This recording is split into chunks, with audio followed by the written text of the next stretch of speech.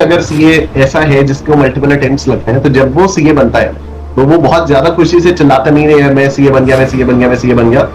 वो ना ऐसे बैठता है, अब अगला अटेम्प्ट नहीं देना पड़ेगा।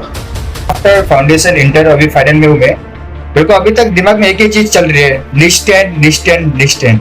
आर्टिकलशिप 3 साल की अच्छी थी, लेकिन आर्टिकलशिप के बाद जो 4.5 साल मुझे सीए फाइनल में और लगे, 2015 से लेकर 2018 तक जो मुझे 3-4 साल का समय लगा, that was not good at all. Even 10 साल बाद चाहे मैं कुछ भी कर लूंगा ना लाइफ में, तो ये एक कमी हमेशा एक महसूस होती रहेगी कि यार लास्ट मोमेंट पे आके सीए छोड़ दिया। सोच रहा हूँ कि एक लड़की के साथ अगर मेरा ब्रेकअप हो गया तो मेरी जिंदगी बर्बाद हो गई, तो मैं दोबारा कभी प्यार में नहीं पड़ूंगा। तो मेरे एक दोस्त है, उसने कहा 2 महीने तू 2 महीने दे बस, देख के दो। मेरा मैं एक्टिंग करना चाहता था, मैं एक्टर बनना चाहता था। तो आई वांटेड कि मैं इंजीनियरिंग भी कर लूंगा, जिससे मेरे पास कोई एक एजुकेशनल क्वालिफिकेशन हो जाएगी, और साथ ही साथ फिर मैं एक्टिंग भी परस्यू करूंगा। मैं कहता हूँ बाकी जितने भी स्टूडेंट्स हैं जो अनसक्सेसफुल हुए, आप एक बार उनसे पूछो क्या वो जेन्युइनली ऑनेस्टली प्रिपेयर्ड थे। तो जो भी फेलियर्स मैंने देखे, उससे बड़ा कोई फेलियर ना देखना पड़े। I can only pray to God for that. आपको एक शर्ट चाहिए, तो दुनिया इतनी बड़ी खराब है कि वो शर्ट आपको आज तो नहीं मिलेगी, ठीक है, और कल तो बिल्कुल भी नहीं मिलेगी, क्योंकि हो सकता है परसों कोई सूट आपका इंतजार कर रहा हो, परसों कोई बेहतर सूट आपका इंतजार कर रहा हो। तो Kindly request Abhishek Pandya to come on the dais and express his view.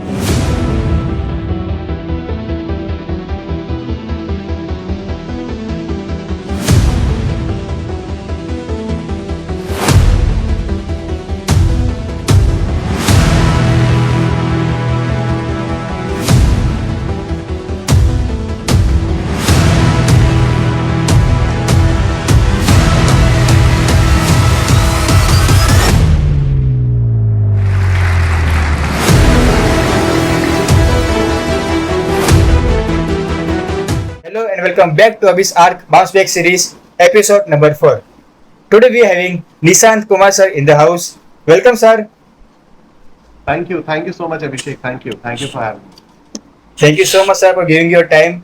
So before we dive into your story, your life journey, अगर आपके लाइफ जर्नी पे, अब तक की लाइफ जर्नी पे कोई मूवी बनती या वेब सीरीज बनती, what could be the title of that movie and why? Trying to do better. And why? क्योंकि यार जब भी कुछ भी मैं कर रहा हूँ ना, तो उसको हमेशा यही कोशिश करता हूँ कि और उसको बेहतर कैसे किया जा सकता है। चाहे वो कोई क्लास हो, चाहे वो कोई कोर्स हो, चाहे वो कोई सब्जेक्ट हो जिसको मैं पढ़ा रहा हूँ, कोई भी हो, एनीथिंग। तो I am always trying to do it better. तो इसलिए trying to do better baby. Great sir, great sir. Now unfold all the chapter of try to do better. Let's come with the childhood days and school days. Tell us about your school days कि आप academically कैसे थे, कैसे रही school life, और आप कैसे मतलब बैक बेंचर थे या मेरी तरह फर्स्ट बेंचर वगैरह थे?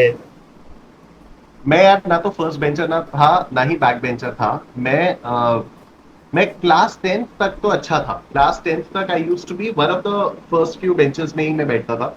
11th में जाकर, 11th और 12th में मैंने एक्चुअली साइंस ली थी। तो जब हम साइंस लेते हैं और हम लोग जेई की तैयारी करते हैं ना, तो कई सारे स्टूडेंट्स का दिमाग थोड़ा सा खराब हो जाता है कि अरे वो स्कूल वालों को तो कुछ नहीं आता, स्कूल के टीचर्स तो बेकार होते हैं, ये तो मैं तो जेई की तैयारी कर रहा हूँ, आईआईटी जेई की तैयारी कर रहा हूँ। तो आई वाज वन ऑफ दो स्टूडेंट्स जिसका दिमाग खराब हो गया था 11th। तो मैं स्कूल में काफी पीछे बैठा करता था, लेकिन 11th में ही बैठता था। 11th में मैं पीछे बैठता था। फिर 11th में जब मुझे समझ में आ गया कि नहीं भाई, स्कूल को हम लोग ऐसे लाइटली नहीं ले सकते, तो फिर 12th में मैं वापस से फर्स्ट बेंच पे बैठने लग गया था। बट ऐसा नहीं था कि मार्क्स हमेशा बहुत अच्छे आते थे 11th 12th में स्पेशली, ऐसा बिल्कुल भी नहीं था। काफी 11th और 12th की एक्चुअली साइंस ना, वो 10th तक की साइंस से काफी डिफरेंट होती है। तो वो हम लोगों के टीचर्स हमें बोलते भी थे कि भाई सिर्फ 10th के साइंस के मार्क्स के बेसिस पर 11th 12th में साइंस मत चूज करना। लेकिन हम लोग तब टीचर्स को सुनते भी थे, ठीक है यार, ये तो कोई बात नहीं, हम लोग कर देंगे। तो बट 12th में जब मैं आया तो फिर मैं वापस से फर्स्ट बेंच पे बैठने लग गया था। एंड 12th में आई स्कोर्ड गुड, 11th में I did not score very good, but 12th में I was okay. But overall मैं कोई ऐसा बहुत हमेशा टॉप करने वाला स्टूडेंट नहीं था, और ऐसा भी नहीं था कि मैं पास होने के लिए स्ट्रगल कर रहा हूँ। I used to be an average student. I think class में फर्स्ट 10 स्टूडेंट्स के अंदर अंदर मेरी रैंक आ जाती। राइट राइट, मतलब आपको मतलब क्या बोलते हैं, मस्तीखोर वगैरह टाइप के नहीं थे, मतलब सिंसियर सिंपल? मैं मस्ती करता था, लेकिन ऐसे ही नहीं करता था जैसे टीचर्स को परेशानी हो। मैं मतलब हाँ मैं मस्ती करता था, लेकिन ऐसा नहीं, मैंने पहली बार बंक मारा था क्लास 12th में आके, ये सोचो। क्लास 12th के जब आखिरी कुछ दिन बचे थे स्कूल के, तो मुझे लगा यार पूरी स्कूल लाइफ खत्म हो गई, आज तक मैंने बंक नहीं मारा, तो मैंने जानबूझ के एक एक बंक मारा था। तो मैं कोई उस टाइप का वो वैसा वाला स्टूडेंट नहीं था, I I was a good student. Great से ग्रेट। तो सर ये इंसिडेंट जो आपको अभी तक याद हो स्कूल डेज में, मे बी एनी फनी या ट्रॉमेटिक या कुछ ऐसा सीन हुआ हो? यार ऐसे तो बहुत सारे सीन्स याद हैं, बट अभी आई डोंट नो ये कितना फनी लगेगा अभी इस समय, साउंड होगा या नहीं होगा, वो बचपन की बात थी। तो हम लोग ना 10th क्लास में थे, एंड 10th में मैथ्स की क्लास चल रही थी, तो मैथ्स की टीचर आई थी, एंड हमारा उस दिन पढ़ने का बिल्कुल भी मन नहीं था। तो हम लोग क्या करते थे, क्लास में ही कई सारे लोग ना वो कुछ पेपर की बॉल बना के ऐसे ही कैच कैच खेलते थे। तो कुछ ऐसे ही हुआ था, तो हम लोगों ने काफी रिक्वेस्ट की मैथ्स की टीचर से कि अरे आज मत पढ़ाइए, आज हम लोगों को ऐसे खेलने वेलने दीजिए। And I am talking about DPS Noida. ठीक है, दिस डीपीएस नोएडा जो कि काफी अच्छा स्कूल माना जाता है। तो मैं वहां पर था, एंड फिर मैथ्स की टीचर मानी नहीं, बोली नहीं नहीं पढ़ना तो है ही, और ऐसा ऐसे नहीं हो सकता है। तो फिर बोर्ड पे ना, ब्लैक बोर्ड पे काफी कुछ लिखा हुआ था, तो मैंने कहा कि मैम मैं आके ब्लैक बोर्ड रब कर देता हूँ, आपको आसानी होगी पढ़ाने में। तो मैम ने कहा कि हाँ हाँ ठीक है। तो मैंने हल्का सा रब किया, and then I called one of my friends, मैंने कहा यार अब मैं थक गया, तू आके रब कर दे, and I passed on the duster to him. ठीक है, उसने हल्का सा रब किया, and then he called on his other friend के भाई अब बाकी तू, मैंने मैम के सामने वही डस्टर से कैच एंड कैच खेलना शुरू कर दिया था। और ये एक तो ना बॉयज की मेंटालिटी कैसे होती है मुझे समझ में नहीं आता, because we never discuss this कि हम लोग इस तरह से करेंगे। मैं वहां पर गया, सबसे पहले मैंने ऐसे ही सोचा कि चलो ऐसा करते हैं, और मैंने किसी दूसरे बंदे को पास ऑन किया, उसको भी वही चीज चली गई उसके दिमाग में, उसने भी वो किसी और बंदे को पास ऑन किया। आई don't know how this happened, but this happens. वो बॉयज की मेंटालिटी हो जाती है। आई एम श्योर तुम्हारे पास भी बहुत सारे इस टाइप के इंसिडेंट्स होंगे जहाँ पर तुमने कुछ सोचा, तुम्हारे सारे जो लड़के दोस्त थे वो सब समझ गए, और उसके बाद फिर वो सिंक में काम हो जाता है। हाँ, मुझे भी एक इंसिडेंट याद है। मैं जब 12th में लास्ट डे होता है, लास्ट वीक होता है, तब क्लासरूम की जो फैन को हम पूरा फोल्ड कर रहे हैं, क्यों कर रहे हैं पता नहीं, ऐसे ऐसे घूम रहे हैं, हम सब हंस रहे हैं, पता नहीं क्यों हंस रहे हैं। हाँ फिर हाँ हाँ हाँ। अलग ही वो सीन था। टेस्टोस्टेरोन लेवल अलग ही लेवल का होता है ना, सारे स्विचेस तोड़ दो, पंखे के पंख मोड़ दो, ट्यूबलाइट्स तोड़ दो, वो अलग लेवल का होता है। बोला करना है, बोला करना है, बोला सब करना है, क्यों करना है पता नहीं, करना है बस। भाई ने बोला करने का तो करने का। That's all about your school days. Now, journey of becoming the chartered accountant. From science student to the chartered accountant. कैसे रही जर्नी? यार journey was not good obviously. मुझे तो सीए के बारे में कोई आइडिया नहीं था, बट क्या हुआ था, मैं स्कूल में ना मैं एक्टिंग करना चाहता था, मैं एक्टर बनना चाहता था।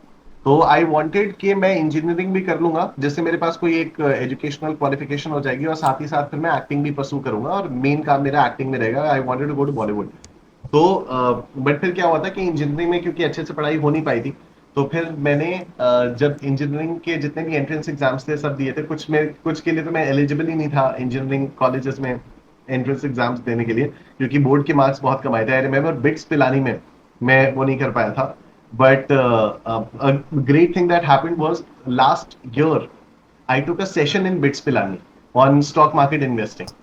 तो मुझे बड़ा मजा आया था कि यार ये जब मैं 12th में था तो मैं बिट्स पिलानी का एंट्रेंस एग्जाम देने लायक भी बोर्ड के नंबर नहीं ला पाया था, लेकिन अभी यहाँ पर I am able to take a session, तो आई वाज वेरी ग्रेटफुल।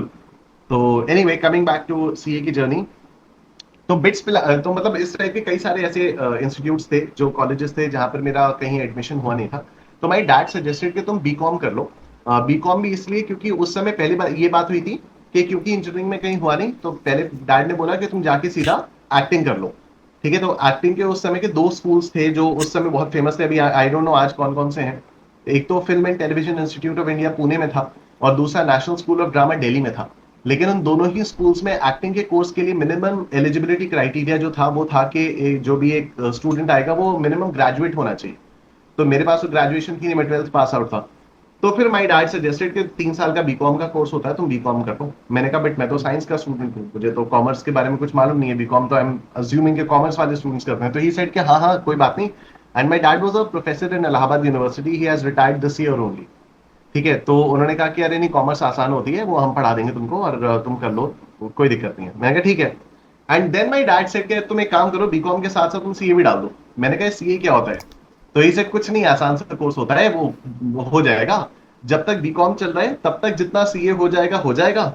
उसके बाद बीकॉम के बाद तुम्हें अगर सीए को कंटिन्यू करना होगा तो तुम सीए कंटिन्यू करना, और अगर तुम्हें एक्टिंग में जाना होगा तो तुम एक्टिंग करने चले जाना। मैंने कहा ठीक है। तो मुझे कोई आइडिया नहीं था सीए के बारे में कि सीए कैसा कोर्स होता है, कितना टफ होता है, क्या सब्जेक्ट्स होते हैं, क्या है। बस क्योंकि डैड ने कहा कि सीए आसान सा कोर्स होता है, हो जाएगा, तो मैंने बीकॉम में अपना एडमिशन करा लिया एंड सीए में हो गया। तो सीए का जो फाउंडेशन लेवल अभी होता है वो उस समय सीपीटी होता था। तो क्योंकि मुझे तो कोई आइडिया नहीं था कि कितना फेल होते हैं बच्चे और कितना क्या होता है, मुझे जैसे जैसे पापा ने बताया वैसे वैसे मैं पढ़ता गया, विच वाज बेसिकली के जो आईसीआई का स्टडी मटेरियल कर लो, स्कैनर कर लो, स्कैनर स्कैनर स्कैनर, बार बार पापा बोलते रहते थे। तो वो सब मैंने किया और मेरी प्रयागराज में 4th रैंक आई। और जब मेरी प्रयागराज में 4th रैंक आई तो इट्स लाइक कि मुझे तब तक भी कोई आइडिया नहीं था कि सीए कितनी बड़ी चीज है।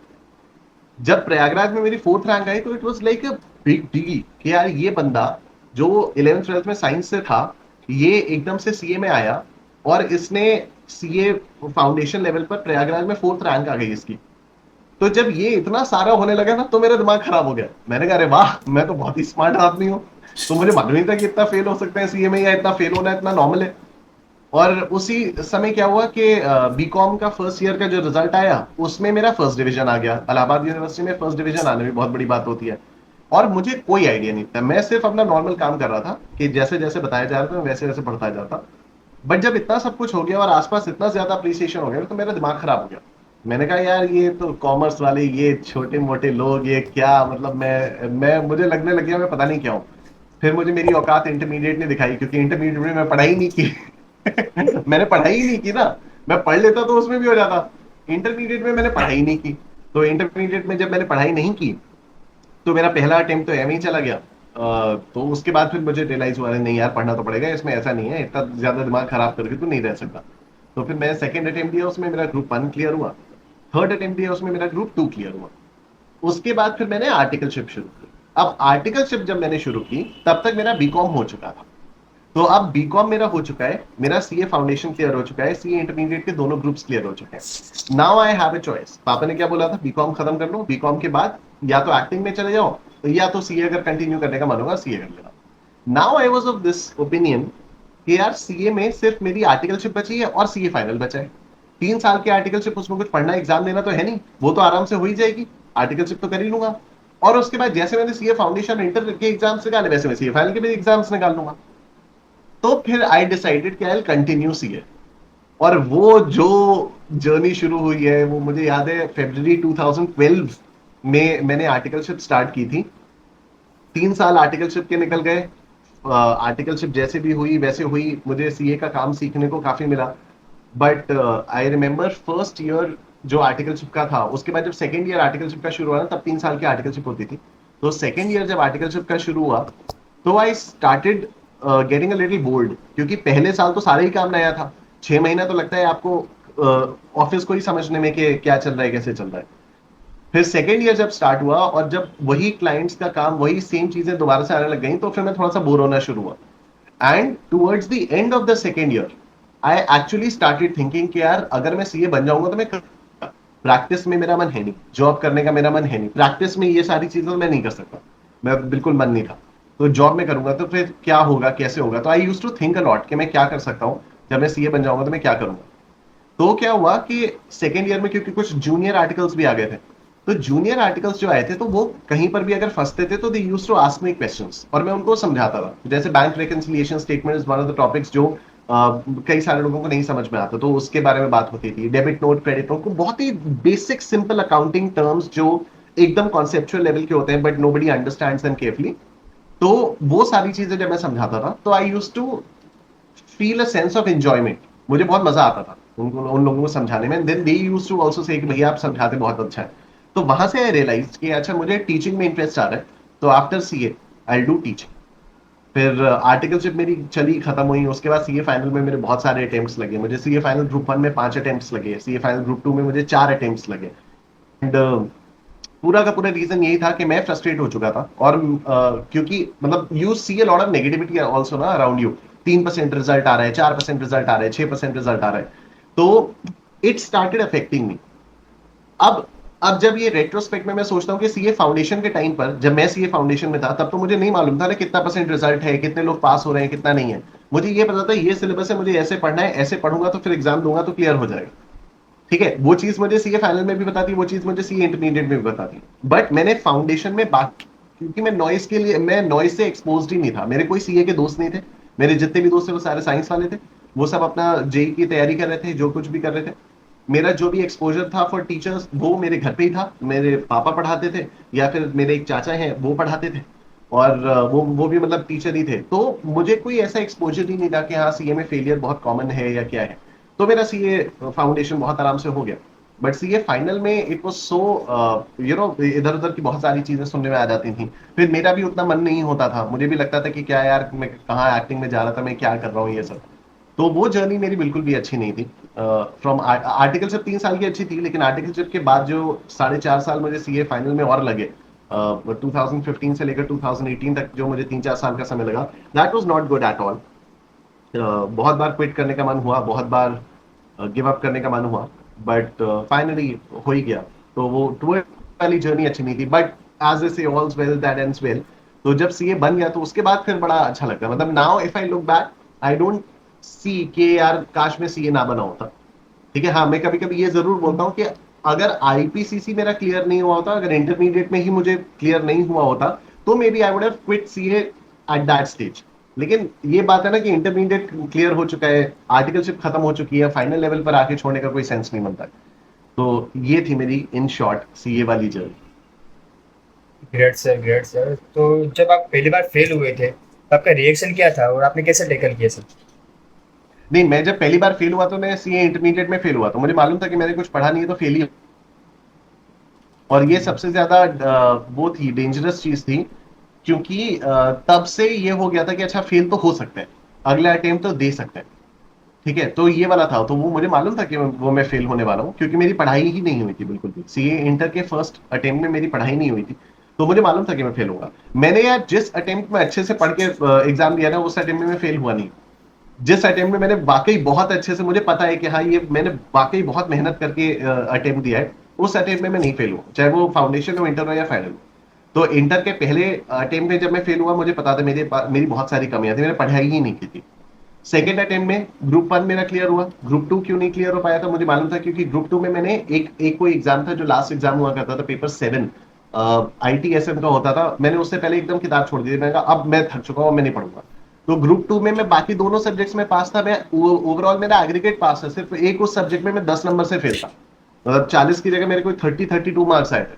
तो अगर मैं उतना कर लेता तो हो जाता। तो आई न्यू एग्जैक्टली कि मैं क्यों फेल हो रहा हूँ। तो कभी भी ऐसा फेल होने पर ना मुझे ऐसा शॉकिंग रिएक्शन नहीं आता था कि ओ माय गॉड मैं फेल कैसे हो सकता हूँ। मुझे पता था नहीं पढ़ा है तो मैं फेल होगा। सेम सीए फाइनल में भी हो, ये सीए फाइनल में भी मुझे मालूम है कि यार ठीक है, मैं सिर्फ जैसे सीए फाइनल में FR है, AFM है, ठीक है, और एक ऑडिट है, और उस समय एक लॉ भी होता था। अभी लॉ नहीं है, ठीक है। तो अगर मैं ऑडिट और लॉ नहीं पढ़ के जाऊंगा एग्जाम में, या मैं उसकी उतने अच्छे से मेहनत नहीं करूंगा जितने अच्छे से मैं FR और AFM की मेहनत करूंगा, तो ऑब्वियसली मैं कहां से पास होऊंगा। तो FR और AFM में हमेशा ऐसी 58-59 मार्क्स आ रहे हैं, वहां पर भी एग्जामिशन नहीं आ रहा है, और लॉ और ऑडिट में मैं फेल हुए जा रहा हूँ। तो मुझे मालूम है कि यार मैं नहीं पढ़ पा रहा हूँ, वो सब्जेक्ट्स में नहीं पढ़ रहा हूँ। तो इट वाज मतलब ऑब्वियसली सैड तो फील होता है कि जब आप फेल होते हो तो सैड फील होता है।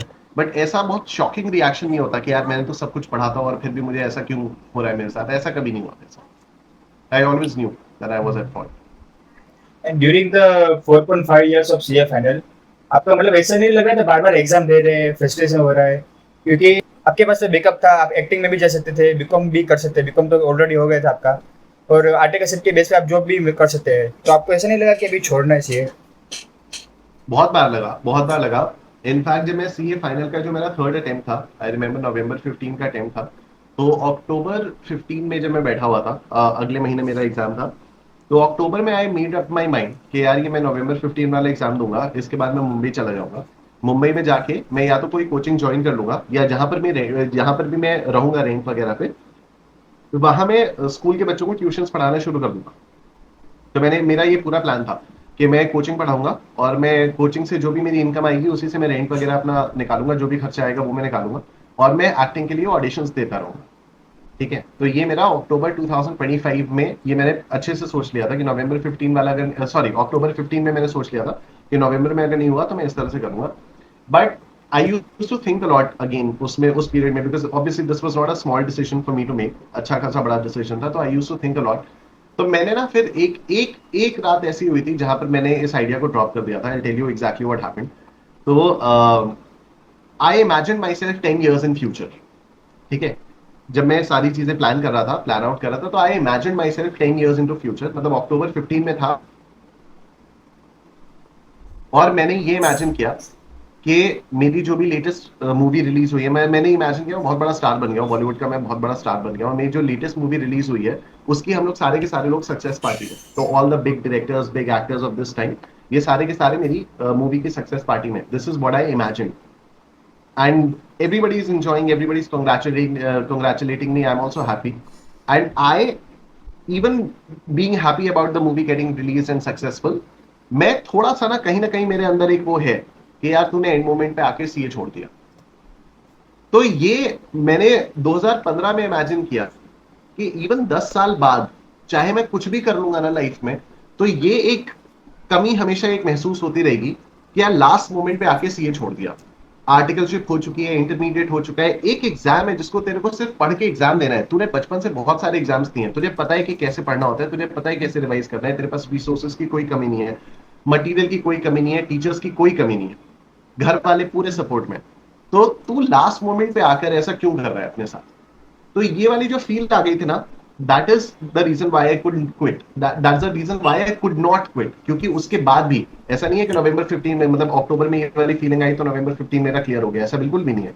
I clear the first group in November 16 and second group in November 18. तो उसमें भी काफी टाइम लगा मुझे, लेकिन that is a feeling that stopped me from quitting CA. फिर मैंने क्या सोचा था कि चलो एक्टिंग वाला तो नहीं हो पा रहा, तो मैं एक काम करता हूँ, नवंबर 15 के एग्जाम के बाद I go to Delhi, not Mumbai, I go to Delhi. Delhi में मेरे काफी सारे दोस्त हैं और मेरा वो जीएमसीएस हुआ था. तो जीएमसीएस में भी मेरे काफी सारे दोस्त बन गए थे जिनका सीए हो चुका था. तो मैं सोच रहा था मैं दिल्ली जाऊंगा, दिल्ली में जाके मैं जॉब कर लूंगा. तो मैं नॉर्मल जॉब करूंगा, जॉब के साथ साथ मैं सीए की पढ़ाई करूंगा. 6 महीने जॉब की थी मैंने, दिसंबर 15 से लेकर फिर 6 महीने तक मैंने जॉब की थी. मैंने जून 2016 में अपनी जॉब छोड़ी थी क्योंकि जॉब के साथ साथ पढ़ाई हो नहीं पा रही थी. तो फिर मैंने साथ में अपनी मैंने किया यार, ये सारे सारे काम किए. छोड़ने के बारे में भी सोचा, साथ साथ जॉब भी की, जॉब करके छोड़ भी दी. तो मैंने किया है, लेकिन फिर अल्टीमेटली वही करना पड़ा कि सीए, तो सीए जब तक कंप्लीट नहीं हो गया तब तक फुल फ्लेजेड में किसी और काम में नहीं आ पाया. Great sir, great. एंड अभी उस फेलियर्स, ये फाइनल के फेलियर्स को आप कैसे देखते हो कि अगर वो चीज नहीं होती तो क्या क्या चेंज नहीं हुआ होता? यार अगर वो चीज नहीं होती ना, तो जो 20s वाला टाइम पीरियड होता है वो थोड़ा सा और ज्यादा मैंने एंजॉय किया होता. मेरे कई सारे ऐसे दोस्त हैं जो शायद जिनसे अभी भी मैं बहुत रेगुलर वे में मैं टच पे होता.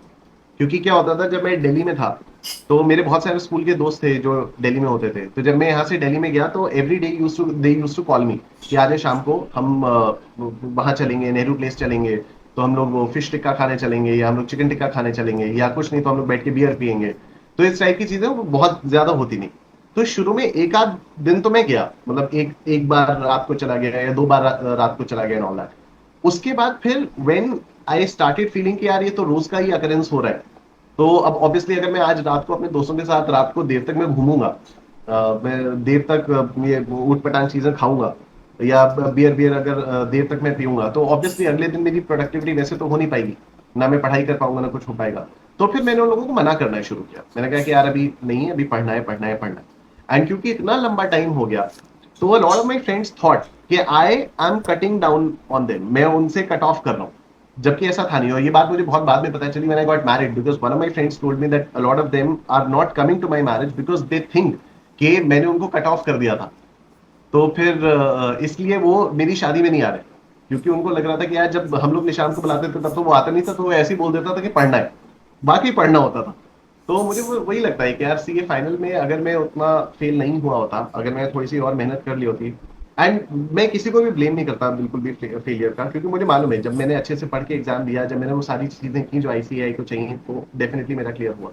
तो मुझे मालूम है कि वो फ्रस्ट्रेशन में, वो लेजीनेस में, या जो जो कुछ भी था उस समय, उस चक्कर में अपनी पढ़ाई नहीं की, तो अगर वो सब नहीं होता तो definitely life would have been a little better.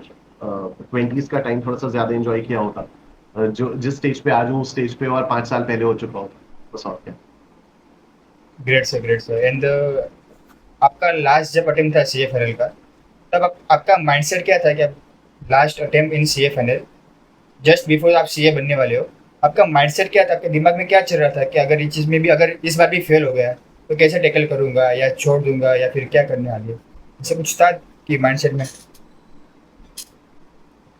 नहीं यार, देखो हर अटेम्प्ट में सेम ही माइंडसेट होता था कि अपना बेस्ट करने की कोशिश करते थे, और यही होता था कि अगर नहीं हुआ तो अगला अटेम्प्ट देना है। छोड़ने वाला तो कोई सीन ही नहीं था ना, छोड़ने वाला तो वो 2015 में अक्टूबर में सोच के एकदम क्लियर हो गया था।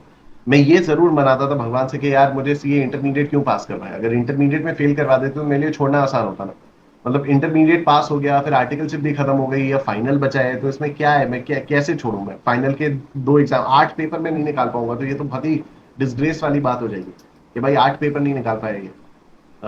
तो यही था नवंबर 18 में, मुझे याद है नवंबर 18 में भी जब मैंने किया था। इनफैक्ट मैं बहुत इंटरेस्टिंग केस बताता हूँ, तो नवंबर 18 में जब मैंने अपना पेपर दिया था, तो आई वाज नॉट श्योर कि मेरा सीए फाइनल का डीटी क्लियर हो पाएगा या नहीं। तो डीटी का पेपर जब मैं देके आया था, ग्रुप 2 का ही बचा था मेरा, तो डीटी का पेपर जब मैं देके आया था तो आई वाज 100% श्योर कि क्लियर नहीं होगा, 100% श्योर कि क्लियर नहीं होगा। तो I spoke to my wife Charu, जो उस समय मेरी गर्लफ्रेंड थी, तो मैंने उनसे बात की फोन पे। मैंने कहा कि यार अब आईडीटी पढ़ने का कोई पॉइंट नहीं है, क्योंकि डीटी तो क्लियर होने वाला है नहीं, अगला अटेम्प्ट देना ही पड़ेगा। तो शी सेड कि नहीं चलो एक बार ना टोटल करते हैं, फोन पे ही हम लोग थे, तो शी वाज लाइक एक बार टोटल करते हैं, तुम देखो कि क्या क्या हो। मैंने कहा कोई पॉइंट नहीं है टोटल वोटल करने का, मुझे मालूम है मेरा पेपर अच्छा नहीं हुआ है। एंड चीजें कि ठीक है ना, तो फिर अभी करना क्या है? अभी कोई कुछ भी तो नहीं करना है ना, अगर फेल भी होना है तो अभी अभी तो कुछ भी नहीं है ना लाइफ, मतलब नहीं पढ़ना है ना आईडीटी। तो अगर हमें पता ही है कि हम फेल होने वाले हैं, तो 5 मिनट लगेगा, 5-10 मिनट लगेगा, एक बार पेपर को देख लेते हैं ना, कि एक बार टोटल कर लेते हैं कि कितना आ रहा है कितना नहीं आ रहा है। तो पता तो है ही फेल होना है, तो what's we got nothing to lose. That's what she said on the phone. तो फिर हम लोगों ने टोटल करना शुरू किया, एंड टर्न्स आउट टोटल मेरा 56 आया। तो मैंने कहा यार ये तो मतलब अगर मैं, और हम लोग जब टोटल करते हैं तो हम लोग एकदम गिरी से गिरी हालत में टोटल करते हैं ना, कि यार चलो ठीक है, इसमें अगर मुझे लग रहा है कि 4 नंबर आने चाहिए, तो मैं अपने आप से 2 नंबर अज्यूम करता हूँ, या मैं 3 नंबर अज्यूम करता हूँ। ठीक है, तो हम लोग जब भी टोटलिंग करते हैं तो हम ऐसे ही करते हैं। तो जब सीए फाइनल डीटी का पेपर का हम लोगों ने टोटल किया, तो वो 56 मार्क्स कुछ बने। तो अब जब 56 मार्क्स बने, तो ये हुआ कि यार ठीक है, फिर आईडीटी स्किप नहीं करते, आईडीटी भी पढ़ लेते हैं, हो सकता है कि ये कुछ मिरेकल हो ही जाए और पास हो ही जाए, तो आईडीटी भी पढ़ लेते हैं। तो फिर मैंने आईडीटी पढ़ लिया। अब लेकिन आईडीटी का पेपर मेरा उतना अच्छा नहीं हुआ। ठीक है, आईडीटी का पेपर भी मेरा अच्छा नहीं हुआ, तो आई वाज लाइक यार अब क्या कर सकते हैं, जो भी है चलो ठीक है चलते हैं, जो भी जैसा भी है। जनवरी 2019 में आईडीटी का वो आने वाला था, रिजल्ट आने वाला, मतलब सीए फाइनल का रिजल्ट आने वाला था। एंड आई रिमेंबर फेब्रवरी 2019 में there is this teacher of CA final IDT, जो दिल्ली आके 2 दिन का मैराथन कंडक्ट करने वाले थे। ठीक है, तो उनके उनके वो उसके रजिस्ट्रेशन ओपन हो गए थे। तो आई रिमेम्बर 23 जनवरी 2019 को वो आया है, और रिजल्ट आया है, और 23 जनवरी 2019 को सुबह सुबह I was just about to fill the registration, कि मैं फरवरी में जाऊंगा, क्योंकि मेरा क्लियर नहीं ही होने वाला है, आईडीटी का पेपर मेरा अच्छा नहीं हुआ था। मैं वो उनका रजिस्ट्रेशन करा लेता हूँ, और मैं फरवरी में जाऊंगा, 2 दिन का वो अच्छा रिविजन उनका मैराथन होगा, वो मैं अटेंड करूंगा। पता नहीं क्या हुआ, मैं वो क्लिक करते करते रुक गया। जब मैं रुक गया तो फिर मेरे माइंड में आया कि यार शाम को रिजल्ट आएगा, इतनी जल्दी क्या पड़ी है। तो शाम को रिजल्ट आएगा, रिजल्ट के बाद करा लियो रजिस्ट्रेशन, क्या ही हो जाएगा ऐसे शाम तक, कुछ ही घंटों की तो बात है। भाई शाम को रिजल्ट आया, मैं पास। शाम को रिजल्ट आया, मैं एकदम पास, और मैं तो मतलब अलग ही लेवल का ये हो क्या गया। सीए बनने से, सीए बनने पे खुशी से ज्यादा ना रिलीफ होता है कि अब आपको पेपर नहीं देना दोबारा। ठीक है, ये कोई भी अगर सीए ऐसा है जिसको मल्टीपल अटेम्प्ट्स लगते हैं, तो जब वो सीए बनता है, तो वो बहुत ज्यादा खुशी से चिल्लाता नहीं है मैं सीए बन गया, मैं सीए बन गया, मैं सीए बन गया। वो ना ऐसे बैठता है, अब अगला अटेम्प्ट नहीं देना पड़ेगा। सबसे पहला थॉट ये आता है। तो जब मैंने देखा रिजल्ट, तो ऑब्वियसली रोना आया, और ये रिलीफ हुआ कि अब अगला अटेम्प्ट नहीं देना है। बट वो जो सीए फाइनल के आईडीटी के टीचर थे, मैंने उनको टेक्स्ट किया, मैं उनको टेक्स्ट नहीं किया, मैंने उनकी किसी एक यूट्यूब वीडियो पर मैंने कमेंट किया। वो उन्होंने तभी तभी पढ़ाना शुरू किया था, 2018-19 में ही, 2017-18 में ही उन्होंने पढ़ाना शुरू किया था। तो मैंने उनकी किसी एक यूट्यूब वीडियो पर कमेंट किया। मैंने कहा कि सर आज रिजल्ट आया है, एंड थैंक्स टू यू मैं सीए बन चुका हूँ. I was about to come in your February वाला मैराथन वाला, and I will still come February में just to meet you and just to say thank you. ठीक है, तो मैंने उनको कुछ इस टाइप का मैसेज किया, एंड उनका ऐसे ही आया, उनका रिप्लाई भी आ गया विच इज वेरी रेयर. तो उनका रिप्लाई आया कि congratulations and now I hope to see you with a box of sweets. मैंने कहा भाई अब तो ये स्वीट्स लेके मैं जाऊंगा ही जाऊंगा. तो फिर मैंने रजिस्ट्रेशन कराया, मैंने बाकायदा रजिस्ट्रेशन कराया, अपने एक दो दोस्तों को भी बताया कि यार ये वाले टीचर आ रहे हैं, इनसे पढ़ो, बहुत बढ़िया है. तो वो लोग भी आए, एंड मैं गया था, उनसे मिलना भी था, मैंने उनको मिठाई विठाई भी दी थी, वो फोटोज भी हैं मेरे पास आज भी हैं. तो this is how this happened. तो जो लास्ट अटेम्प्ट था उससे पहले भी मेरा माइंडसेट तो यही था कि हाँ ठीक है, अगर पास हो गया तो बहुत अच्छी बात है, अगर फेल हो गया तो नेक्स्ट अटेम्प्ट. यही है, छोड़ने ग्रेट वाला तो सर, ऑप्शन ही नहीं था. Great sir. May I know the name of the teacher जिसकी आप बात कर रहे थे? तो ये वृंदावन गिरी, वृंदावन सर, ठीक है. वृंदावन गिरी हैं. वो सीए फाइनल का आईडीटी पढ़ाते हैं, सीए इंटरमीडिएट में डीटी आईडीटी दोनों पढ़ाते हैं. लेकिन सीए फाइनल में उन्होंने मेरे ख्याल से आईडीटी से स्टार्ट किया था. बहुत प्यारा पढ़ाते हैं, बहुत ही प्यारा पढ़ाते हैं. थोड़ा सा उनके नंबर ऑफ आवर्स ज्यादा होते हैं, लेकिन अगर उनका रिविजन लेक्चर भी देख लो तो जो कॉन्सेप्चुअल क्लैरिटी आती है, अरे भाई, माइंड ब्लोइंग, माइंड ब्लोइंग. बहुत अच्छे teacher. Great sir, great sir. And last question for the journey of becoming CA. If someone is thinking कि अगर ये अटेम्प्ट क्लियर हो जाएगा तो लाइफ सेट ही सेट है, इसके आगे मजे ही मजे हैं, तो आप क्या बोलना चाहोगे इसके बारे में? मैं बोलना चाहूंगा कि this is a two way street. ठीक है, अगर आप ये सोचो कि बस सीए बनने के बाद आपको कोई मेहनत नहीं करनी, तो बिल्कुल भी मजे नहीं आएंगे. ठीक है, लेकिन एक चीज जरूर है, सीए बनने के बाद ना आपको एग्जाम तो देना नहीं है. तो उसके बाद if you start doing something that you enjoy, तो लाइफ में मजे ही मजे. मतलब मैं सीए बनने के बाद जितना मैं सीए बनते हुए नहीं पढ़ा हूं, उतना मैं सीए बनने के बाद पढ़ा हूं. ठीक है, मैंने टैक्स भी उतना पहले कभी नहीं पढ़ा, मैंने मैथ्स का भी इतना पहले भी नहीं पढ़ा. मैं जो कुछ भी पढ़ा था, मैंने पहले अकाउंट्स पढ़ाना शुरू किया था, मैंने उतनी डीप अकाउंट्स नहीं पढ़ा था जब मैं सीए कर रहा था. तो मैंने पढ़ा है, मैं अभी भी पढ़ रहा हूँ, बहुत पढ़ रहा हूँ, आज सुबह से भी मैं बहुत बहुत कुछ पढ़ रहा हूँ. लेकिन मुझे एग्जाम तो देना नहीं है, बट मैं जो कुछ भी पढ़ रहा हूँ ना, तो आई एम एंजॉइंग दिस. क्यों? क्योंकि मुझे अपने स्टूडेंट्स को और बेहतर तरीके से पढ़ाना है. तो आई एम एंजॉइंग दिस. तो if you see, working hard is always going to be a part of life. मेरे कई सारे दोस्त, इनफैक्ट जब मैं सीए बन गया उसके बाद फिर अकेडमी वगैरह में काम करना शुरू किया और पढ़ाना शुरू किया, तो मेरे कई सारे दोस्त कहते थे कि जितनी मेहनत तू अभी करता है उतनी मेहनत तूने सीए करते समय कर ली होती तो फर्स्ट अटेम्प्ट में तेरा सी होता है. वो एकदम सही कह रहे थे. लेकिन I enjoy working so much, मुझे इतना ज्यादा मजा आता है. क्या ठीक है, मैं पढ़ा रहा हूँ तो मुझे मुझे पता नहीं चलता. मैं रोज सुबह 3 साढ़े 3 बजे उठ जाता हूँ. ठीक है, और मैं 3 साढ़े 3 बजे से काम करना शुरू करता हूँ, और मुझे बहुत मजा आता है. तो सीए बनने के बाद मजे मजे हैं, लेकिन वो डिपेंड करता है कि आप जो काम कर रहे हो वो कैसा काम कर रहे हो, क्या वो आप जेन्युइनली इंजॉय कर रहे हो. आज अगर मैं किसी सीए फर्म में जॉब कर रहा होता या मैं प्रैक्टिस कर रहा होता, मैं मेरे मजे नहीं होते, क्योंकि मैं उस काम को एंजॉय ही नहीं करता. लेकिन आज क्योंकि मैं टीचिंग में हूं तो मुझे मजा आ रहा है. तो हाँ, सीए बनने के बाद मजे मजे हैं, लेकिन सीए बनने के बाद वो काम करने में मजे हैं जो काम आपको एक्चुअली करना है. और मजे की बात क्या है कि सीए बनने के बाद there are so many things that you can do. आप इंटरनेशनल टैक्सेशन में जा सकते हो, आप फाइनेंस में जा सकते हो, आप जीएसटी में जा सकते हो, आप ऑडिट में जा सकते हो, आप अकाउंटिंग में जा सकते हो, आप टीचिंग में जा सकते हो, आप अपना बिजनेस स्टार्ट कर सकते हो.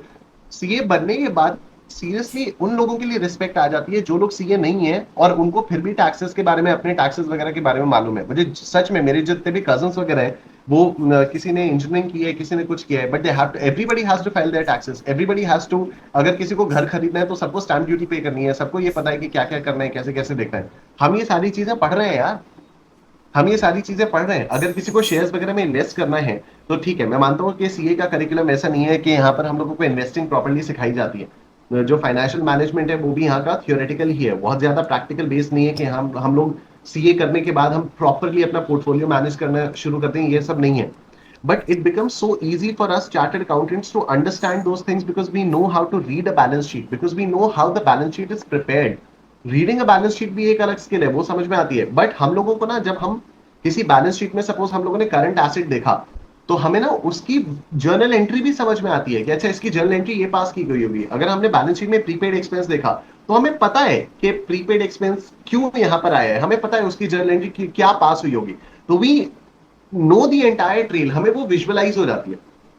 तो ये एक बहुत ही अमेजिंग चीज होती है सीए बनने की. तो सीए बनने के बाद यस मजे मजे हैं, but if you do what you enjoy doing. Great sir, great sir. And तो sir, right after becoming a CA, आपने पहले स्टार्टिंग में क्या जॉब वगैरह स्टार्ट किया था या डायरेक्ट टीचिंग भी स्टार्ट किया था? मैंने टीचिंग स्टार्ट कर दी थी सीए बनने से पहले ही। तो जब मेरा ग्रुप वन क्लियर हो गया था, मेरा ग्रुप वन क्लियर हुआ नवंबर 16 में, ठीक है। फिर मेरा नेक्स्ट अटेम्प्ट आया था मई 17 में ऑब्वियसली। तो मैंने मई 17 का एग्जाम देने के बाद जुलाई से अपनी कोचिंग लॉन्च कर दी थी by the name of Nishant Kumar classes. तो मैंने क्या किया था, मैंने अपने ही घर में एक एक रूम में, जो मेरे घर का ड्राइंग रूम था, नोएडा में मैं रहता था, तो वहां पर मैंने ड्राइंग रूम में ही एक व्हाइट बोर्ड लगवा लिया था, और मैं कुछ छोटी छोटी चेयर्स ले आया था, और मैंने एडवर्टीजमेंट्स करवा दिए थे। तो 11th और 12th के स्टूडेंट्स को अकाउंट्स पढ़ाने के लिए मैंने एडवर्टीजमेंट कर दिया था। तो मेरे पास कुछ 2-3 बच्चे आए थे, 2-4 बच्चे ही आए थे। मुझे लगता था कि मैं अकाउंट्स बहुत आराम से पढ़ा लूंगा, और मैं मतलब मुझे क्योंकि कॉन्सेप्ट्स बहुत अच्छे से पता थे, आज भी बहुत अच्छे से पता है। But when I started teaching ना, तो मुझे रियलाइज हुआ कि यार खुद को पता होना एक चीज है, लेकिन उसको सामने पढ़ाना एक कंप्लीटली अलग चीज है। तो जितना टाइम मुझे लगता था कि मुझे लगेगा एक सीए मतलब पढ़ाने में, उससे बहुत ज्यादा टाइम मुझे लगने लग गया। उनकी किताबें पढ़ना और उनके नोट्स बनाना, और उसके बाद उनको होमवर्क देना, फिर कभी कभी टेस्ट देना, तो टेस्ट को चेक भी करना एंड ऑल दैट। मैंने ये सारी चीजें एंटिसिपेट ही नहीं की थी। मैंने बस ये सोचा था कि ठीक है, मुझे तो कॉन्सेप्ट्स बताने हैं, तो कॉन्सेप्ट्स बताने में तो कोई प्रॉब्लम नहीं है, मैं आराम से समझा दूंगा, बिना किताब देखे मैं समझा दूंगा। लेकिन जब मैं एक प्रॉपर कोचिंग कोच से अगर मैं पढ़ा रहा हूँ, तो obviously student won't be just satisfied by कि हाँ टीचर ने आके कॉन्सेप्ट बता दिया। उसको ये चाहिए होगा कि मैं क्लास में क्वेश्चंस की प्रैक्टिस कराऊं, मैं उसको होमवर्क भी दूं, होमवर्क में चेक भी करूं, होमवर्क को डिस्कस भी करूं, एक प्रॉपर सीक्वेंस में पढ़ाऊं, उसको रिविजन नोट्स भी दूं, उसको सब करवाऊं मैं, ठीक है। तो पहले इनिशियली मैंने सोचा था कि जब मैंने अपनी क्लासेस लॉन्च की थी कि ठीक है, फिर मैं चार चार मैं 10-10 बच्चों के 4 बैचेस बनाऊंगा। मैंने ऐसा सोचा था कि 10-10 बच्चों के 4 बैचेस बनाऊंगा, मंडे वेडनेसडे फ्राइडे, और 10-10 बच्चों के 4 बैचेस बनाऊंगा ट्यूसडे थर्सडे सैटरडे।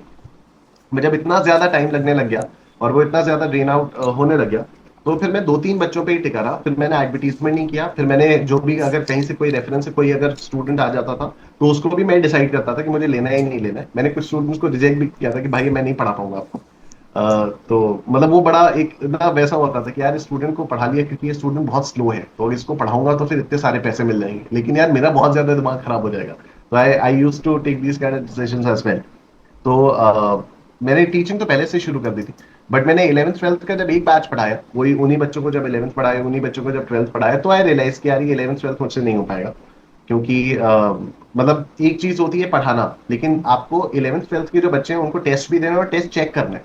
तो मेरे पास सिर्फ 2 बच्चे थे, और उन 2 बच्चों को टेस्ट पेपर मैंने बना के दिया। टेस्ट पेपर बना के देने में तो बड़ा मजा आया। जब उनके आंसर्स मैंने चेक किए, तो मुझे स्कूल के टीचर्स के लिए जो इज्जत बढ़ी थी मेरी, मैंने कहा ये लोग कैसे करते हैं यार, ये एक एक क्लास में 40-40 45-45 बच्चे होते हैं, पता नहीं क्या लिखते हैं, कैसे कैसे चेक करो क्या मार्क्स, तो यू डोंट नो। तो फिर वहां से फिर मैंने सोचा कि नहीं यार, अब नहीं। तो 11th 12th तो मैंने एक बैच पढ़ा है बस मैंने 11th 12th का। उसके बाद नवंबर 18 का एग्जाम देने के तुरंत बाद, जो मेरा फाइनल एग्जाम का फाइनल अटेम्प्ट था नवंबर 18 वाला, उसके तुरंत बाद मैंने सीए फाउंडेशन अकाउंट्स की क्लासेस रिकॉर्ड करनी शुरू कर।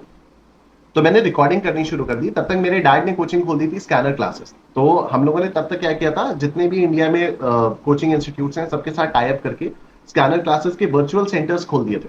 तो वहां पर क्लासेस वीडियो क्लासेस चलती थी, स्टूडेंट्स आते थे, क्लासरूम्स में बैठ के पढ़ते थे। तो मेरी अकाउंट्स की क्लासेस फिर वहां पर जाने लग गई। तो मैंने अकाउंट्स रिकॉर्ड करना शुरू किया था। तो मुझे याद है कि 2019 तो मेरा पूरा का पूरा रिकॉर्डिंग में गया था। 18 के एंड से मैंने रिकॉर्डिंग शुरू कर दी थी। तो फिर मिड 2019 तक मेरा अकाउंट्स पूरा रिकॉर्ड हो गया था CA foundation. And then I wanted to go into CA intermediate का अकाउंट्स, और फिर सीए फाइनल का अकाउंट्स।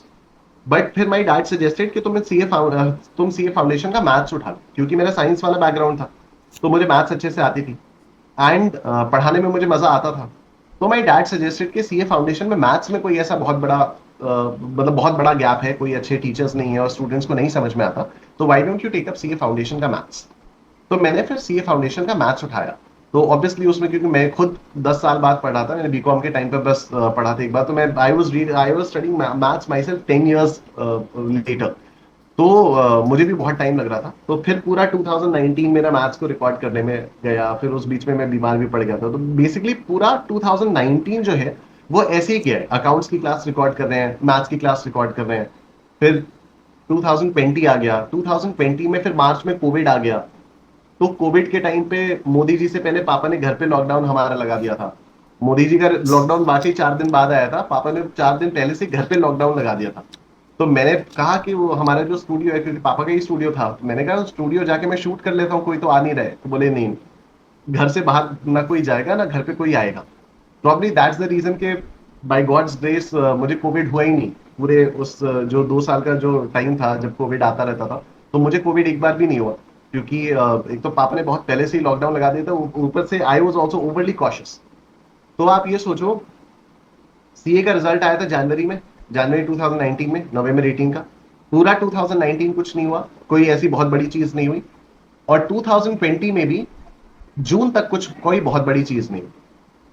पूरा तो 1.5 साल सीए बनने के बाद, सीए का रिजल्ट आने के बाद 1.5 साल तक आई वाज जस्ट रिकॉर्डिंग अकाउंट्स की क्लासेस, मैथ्स की क्लासेस, थोड़ा बहुत यूट्यूब पे डाल के प्रमोशन कर दिया, कुछ ऐसे ही हो गया। बाकी जो स्कैनर क्लासेस के थ्रू जो प्रमोशन हो गया वो वैसे हो गया, वैसा हो गया था। May 20 का एग्जाम कैंसिल हो गया था बिकॉज ऑफ कोविड। ठीक है, तो अब कुछ पता नहीं था कि अब क्या करना है। तो आई आई स्टिल रिमेम्बर, मैंने मई 2020 में अपने वो स्कैनर क्लासेस वाले चैनल पे एक वीडियो डाली थी कि चलो मैं 1 जून से फास्ट ट्रैक बैच लॉन्च करता हूँ सीए फाउंडेशन मैथ्स का, फॉर जब भी एग्जाम। अभी तो मालूम नहीं कि मई वाला एग्जाम पोस्टपोन होकर कब होगा, लेकिन नवंबर में भी एग्जाम होगा नहीं होगा मुझे मालूम नहीं है। लेकिन मैंने मिड मई में एक ये वीडियो डाली थी कि मैं 1 जून से सीए फाउंडेशन मैथ्स का फास्ट ट्रैक बैच स्टार्ट कर रहा हूँ। मैंने स्टार्ट किया एंड 7 दिन के अंदर अंदर I got a call from Unacademy. तो जब वो अन अकेडमी से कॉल आया तो उन्होंने फिर बोला कि हमें सीए फाउंडेशन मैथ्स के लिए टीचर चाहिए, और हमने आपकी वीडियोस देखी, आप अच्छा पढ़ा रहे हो, तो आप करोगे, आप इंटरेस्टेड हो? मैंने कहा बिल्कुल इंटरेस्टेड है, आप करिए। तो फिर ये हुआ कि इंटरव्यू लेना होगा, और इंटरव्यू हुआ। इंटरव्यू में मैंने बताया कि मेरा जो मेन सब्जेक्ट है वो सीए फाउंडे मेरा सीए में जो मेन सब्जेक्ट है वो मैथ्स नहीं है, मेरा मेन सब्जेक्ट अकाउंट्स है। ठीक है, तो जो इंटरव्यूअर थे उन्होंने कहा कि ठीक है, बट अकाउंट्स के बहुत सारे टीचर्स मिल जाते हैं, तो हमें अभी फिलहाल मैथ्स की जरूरत है। और मैथ्स में भी एक चार्टर्ड अकाउंटेंट जो मैथ्स पढ़ाए, वो बहुत एक रेयर कॉम्बिनेशन है। वो आज भी मेरे ख्याल से बहुत कम लोग हैं जो सीए होने के बाद मैथ्स पढ़ा रहे हैं। अदरवाइज यूजुअली जो मैथ्स के टीचर्स होते हैं वो इंजीनियर्स होते हैं, तो इंजीनियर्स का पढ़ाया हुआ सीए के स्टूडेंट्स को नहीं समझ में आता। तो एक chartered accountant plus a mathematician is the rare combination, so we want start teaching maths with us. And अगर सब सही लगा तो आप बाद में हमारे साथ अकाउंट्स भी पढ़ाने लगना। गेस करो वो इंटरव्यू किसने लिया था? अंशुल सर। वो इंटरव्यू अंशुल सर ने लिया था। तो वो इंटरव्यू लिया था अंशुल सर ने। तो my first interaction with Anshul sir was that interview. I had no idea कि वो अंशुल सर हैं, I had absolutely no idea. मुझे बस अन अकेडमी के स्टाफ ने बताया था कि जो अंशुल, एक हमारे हैं सीए अंशुल अग्रवाल हैं, वो पूरी सीए की कैटेगरी को देखते हैं, वो सीए की कैटेगरी के लीडर हैं, तो उनसे आपकी बात करवा देते हैं। ठीक है, उन्होंने बोला कि एक वीडियो आपको, एक फ्रेश वीडियो बनाकर देनी होगी। तो मैंने एक फ्रेश वीडियो रिकॉर्ड करके दी मैथ्स की, तो वो सब लोगों को बहुत बहुत पसंद आ गई। 2 दिन के अंदर अंदर हम लोगों ने अन अकेडमी में पढ़ाना शुरू कर दिया। तो सीए बनने के बाद भी 1.5 साल का वो हुआ। अब यहाँ पर एक जो मजेदार बात जो मैंने बाद में नोटिस की, जो मैं हमेशा ही बोलता हूँ, कि जो जो हम लोग इकोनॉमिक्स में पढ़ते हैं ना, कि बिजनेस की जो लाइफ साइकिल होती है, 3 साल लगते हैं बिजनेस को ब्रेक इवन होने में। तो मैंने 2017 से शुरू किया था अपना पढ़ाना, मिड 2017 से 18, 19, 20, मिड 2020 में आई ज्वाइन अन अकेडमी। तो वाकई ये जो बिजनेस साइकिल के जो 3 साल बताते हैं, जो इकोनॉमिक्स वगैरह में पढ़ते हैं कि 3 साल तो लगते ही हैं किसी भी बिजनेस को ब्रेक इवन होने में, एस्टैब्लिश होने में। एक्चुअली प्रैक्टिकली मैंने देखा है कि मैंने 2000 से मिड 2017 से स्टार्ट किया, और मिड 2020 तक आई वाज लाइक स्ट्रगलिंग या डूइंग समथिंग और व्हाटएवर, और उसके बाद फिर ऐसे जर्नी स्टार्ट हुई। When you get call from the Unacademy, तब आपकी एज कितनी थी? आई गेस 30 31 होंगी आई गेस। नहीं नहीं, मैं 28, 28, 28 and you crack CA at the age of 28, sorry sorry sorry sorry, Unacademy से जब कॉल आया तो 29 का था, क्योंकि 28 में तो मैं सीए बना था। तो जनवरी 2019 में रिजल्ट आया, तो मेरा बर्थडे जनवरी में होता है, तो मैं 28 का हो चुका था। तो जैसे ही मैं 28 का हुआ, 10 दिन बाद रिजल्ट आ गया। 14 जनवरी को मेरा बर्थडे होता है, 23 जनवरी को रिजल्ट आया था। तो I was 28 when I got the result. फिर 2020 में तो आई वाज 29, तो आई वाज 29 इयर्स ओल्ड जब अन अकेडमी से कॉल आया, जब I join Unacademy. Great sir. And nowadays लोग 19 20 की एज में सीए बन रहे हैं, उसके उसके बारे में क्या बोलना चाहोगे आप? बहुत अच्छी बात है यार, बहुत अच्छी बात है। तब भी बनते थे, ऐसा नहीं है कि तब नहीं बनते थे, तब भी बहुत सीएस बनते थे 19-20 की एज में। और जो भी बंदे यार बहुत ही अच्छी बात है, मतलब मैं वही तो बोल रहा हूँ ना कि सीए बनना, मैं इसलिए ऐसा बोल सकता हूँ क्योंकि मैं भी सीए हूँ और मैंने सारे अटेम्प्ट्स देखे हैं और सब कुछ देखा है। सीए बनने के लिए आपको कुछ अलग से कुछ नहीं करना है, आपको जो मटेरियल है आपको वो पढ़ना है और आपको रेगुलरली पढ़ना है, जो आप स्कूल में करते थे, जैसे आप स्कूल में पढ़ते थे था वो नहीं हो पाएगा सीए में। कई सारे ऐसे भी स्टूडेंट्स होते हैं जो स्कूल में एग्जाम से एक रात पहले पढ़े, अगले दिन एग्जाम दे दिया, पास हो गए, वो नहीं हो पाता सीए में। बट स्कूल में भी क्या होता था, हम लोग वीकली टेस्ट होते थे स्कूल में, वीकली टेस्ट होते थे, हम लोग उन टेस्ट के लिए अच्छे से पढ़ते थे। आज कोई भी अगर कोई टेस्ट लेता है, कोचिंग का कोई भी टीचर अगर टेस्ट लेता है, आप बताओ कितने सारे स्टूडेंट्स, कितने स्टूडेंट्स उन टेस्ट को जेन्युइनली अटेम्प्ट करते हैं, कितने स्टूडेंट्स उन टेस्ट को सीरियसली लेते हैं। अटेंडेंस ही नहीं होती भाई। अटेंडेंस क्यों नहीं होती? क्योंकि अभी मैंने पढ़ा नहीं है, ठीक है, अभी मैंने पढ़ा नहीं है, बाद में पढ़ूंगा तब टेस्ट दूंगा। स्कूल में तो हमारे पास ये ऑप्शन नहीं होता था। क्यों? क्योंकि स्कूल में एक डर रहता था कि ये वाले जो वीकली टेस्ट हैं इनके मार्क्स आपके फाइनल एग्जाम के रिजल्ट्स में जुड़ेंगे।